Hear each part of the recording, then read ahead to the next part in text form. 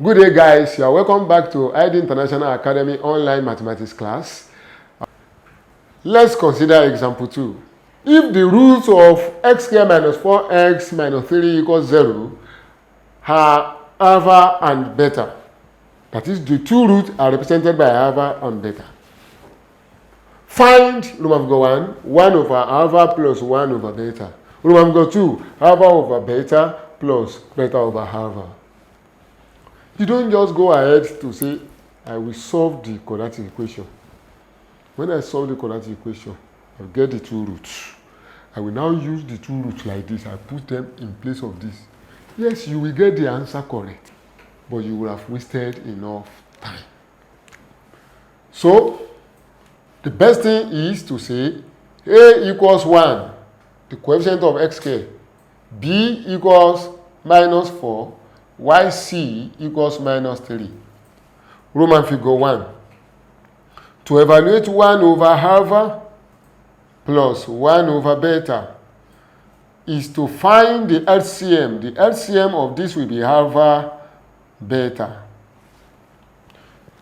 Alpha in alpha beta gives us beta. Beta times 1, we have beta, plus beta in alpha beta, we get alpha. Alpha times 1, that is alpha. This simply means alpha plus beta over alpha beta, which is sum over product. Alpha plus beta represents sum of roots. Alpha beta represents product of roots. So we can have, in the place of alpha plus beta, we can have minus b over a, which represents sum of roots. In the place of the division line here, let's use division symbol beside it. So alpha beta is the product, and product is c over a. Are you following? Fine. Use the operation of division that you know, minus b over a times a over c. Whenever you operate on division, division will turn to multiplication and your divisor will turn upside down. C over a becomes a over c. Here we cut a, you have minus b over c. You now substitute into it the value of b. The value of b is minus 4. The value of a is 1. Minus times minus plus. Minus times minus 4 is plus 4. Plus 4 divided by 1, that is 4.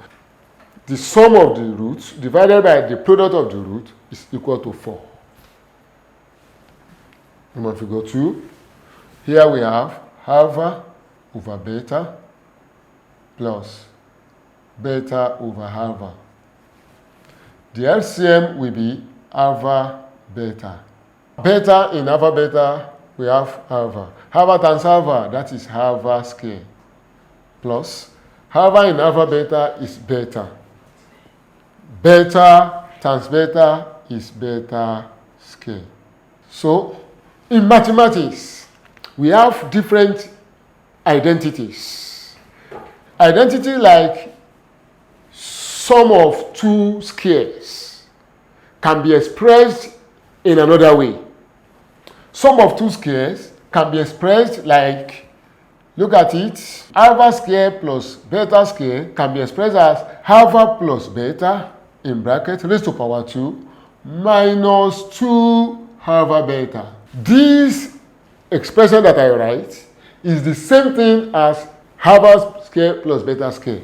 And if you want to find it out, I will show you when I land. Let me land first. All over alpha beta. All you need now is to substitute. Alpha plus beta means sum, and sum is minus b over a raised to power 2, because that's sum of the roots, minus 2 into alpha beta means product of the root, which is c over a, all over c over a, because it's also product of the roots, minus b squared, that is minus b raised to power 2, that is b squared, a raised to power 2, that is a squared, minus 2c over a. Minus 2 times c over a, that is minus 2c over a. I bracket this together for simplification. C divided by a under, I put beside here, c over a.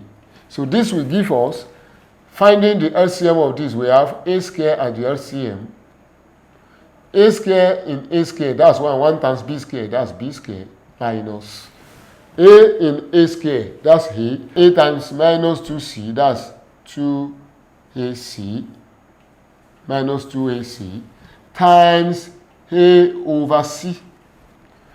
A will cut one of the a times a that we have here, so we have b square minus 2ac over ac. One a here, cancel one of the a's here. So we have one a left here, this one is gone. This a times c is this ac. So substituting the value of b now, the value of b is minus 4. Minus 4 all square, minus 2 into a is 1, c is minus 3 over 1 times minus 3. Minus 4 square is 16. Minus 2 times 1, minus 2. Minus 2 times minus 3, that's plus 6 over minus 3. 16 plus 6 is 22. 22 divided by minus 3, that is minus 7 whole number, 1 over 3. And that is the end of that question. Do you understand? Let's consider this example 3. If 3 is a root of 3x squared minus px plus c is equal to 0, find A, the value of p, b, the other root. You can see this is a familiar question, but I put it there for you because it is a question that will allow you to apply the knowledge you gain in sum and product of roots of quadratic equations. How? You will see. Question here. Let me tell you something. If a quadratic equation is in x variable, that variable x in that quadratic equation represents every root of that quadratic equation. You can see that at the end of the day, we finally state our answer in quadratic equation as x is equal to this or that. If y is the variable, we say y is equal to this or that. So the variable x here, since x is equal to 3, y, that variable x represents every root. And one of the root has been given to be 3. And that means that 3 given is equal to that variable x. So we now write, since x is equal to 3, comma, 3 into 3 square, you substitute into the equation, minus p into 3 plus 6 equals 0. This is 27. 3 square 9 times 3 is 27 minus 3p plus 6 equals 0. So you have 6 plus 27 is 33 minus 3p equals 0. Minus 3p equals minus 33. P equals minus 33 divided by minus 3. P equals 11. You have answered question A.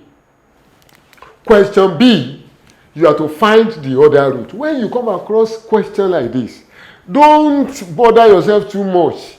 Don't say until you go ahead to use factorization method or complete square method or general quadratic method to resolve the equation.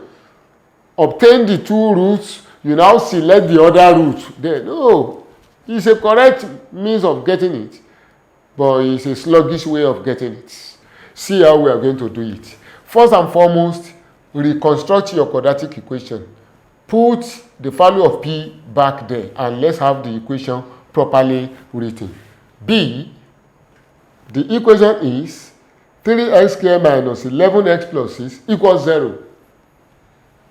I have substituted the value of the 11 for the value of p. This is the real picture of the equation. Now, in it, A equals 3, B equals minus 11, C equals positive 6. Always use your variable. The variable in use in the equation, continue to use it. See the method. Let x be the other root. You can now choose whether to use sum approach or product approach. You can use either of them. I can tell you they are easier, simpler than you go back to go and solve the quadratic equation using any of the other methods. Yeah, and if that is what you want to do, and you know you can beat the time, no problem. There's no crime in it. But I want to tell you, using either of sum or product approach will be easier and shorter. Let's see. I want to use product approach. Using product method. If I'm using product method, that means the two roots here, I want to multiply them together and equate the answer to C over A. That's product approach. So I will write the root given to us before, 3, times what I used to represent the other root, which is x. So 3 times x equals C over A. Because 3 times x is a product of the two roots. 3 has been given to us before. X is another one. So 3 times x is the product. And product is C over A. So I will have 3x equals, what is C? C is 6. What is A? A is 3. So 3x equals 2. Are you with me? To find out the value of your x, divide both sides by 3. So x is equal to 2 over 3. The other root is 2 over 3. Simple. That's the end. Let's see this example 4. It's a familiar question as well, but I give it to you for a purpose, for you to see how to apply the knowledge of sum and product of roots of quadratic equation. So, if 2 is a root of quadratic equation, x squared plus 5x minus 14 equals 0, find the other root. You know, normally, you can solve this quadratic equation using any of factorization method, completing square method, general quadratic method. To solve for x there, you will get 2 roots. Out of the 2 roots you get, definitely these 2 will be one of them. So the other one is the other root you are asked to find. But there are straightforward means of doing the same thing instead of going ahead to solve this. I want to say let x be the other root. I use the variable that is already in use. So, and I'll have to say using the other time I use product. This time around, let me use sum, so you can see that you can use anyone. Using sum method, I will say 2, the given root, plus the x that I form is equal to minus b over a. That is equal to the sum of roots. So, 2 plus x will be equal to minus, what is b? B in this case is 5. What is A? A in this case is plus 1. I want to believe you understand. B, this is A, B, C. The coefficient of x squared is A, coefficient of x is B, this is C, the constant. So you have 2 plus x is equal to minus 5. X then is equal to minus 5 minus 2. X is equal to minus 7. Minus 7 is the other root, and that is it. And if you care, if you want to use product rule, see, it's no big deal. Or using product rule, it will just be 2 times x, since it is product, multiplication, is equal to c over a. That is 2x is equal to, what is c? C there will be minus 14. A will be 1. 2x equals minus 14, because minus 14 divided by 1 is minus 14. Divide both sides by 2, x is equal to minus 7. Simple. Your answer must be the same, whichever way you follow. So that is that. This is where we are going to draw the curtain for today. But I have the following assignment for you to try your hands on.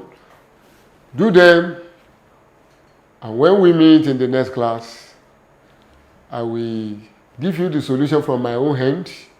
You now juxtapose and see if you have anywhere you have to adjust, and if you have to applaud yourself, you will know. Thank you. Try your hands on them all until we meet in the next class.